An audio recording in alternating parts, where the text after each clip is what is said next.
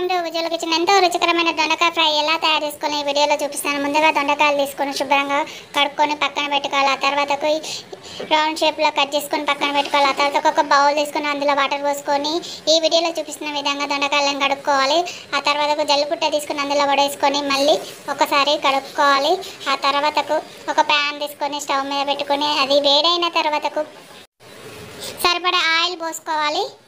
ఇలా ఆయిల్ పోసుకున్న తర్వాత అది వేడెక్కిన తర్వాతకు దొండకాయ ముక్కలను వేసుకొని బ్రౌన్ కలర్ వచ్చేదాకా వేపుకోవాలి.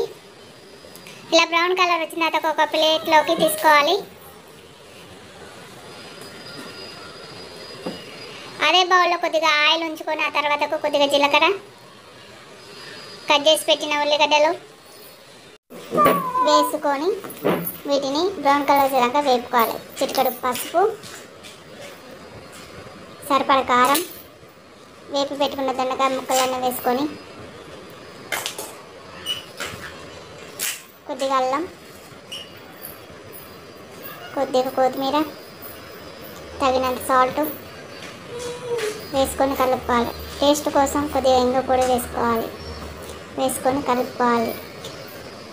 ఎంతో రుచికరమైన దొండకాయ ఫ్రై రెడీ. ఈ వీడియో నచ్చినట్టయితే లైక్ చేయండి, షేర్ చేయండి, కామెంట్ చేయండి. మా ఛానల్ సబ్స్క్రైబ్ చేయడం మర్చిపోకండి. Thank you.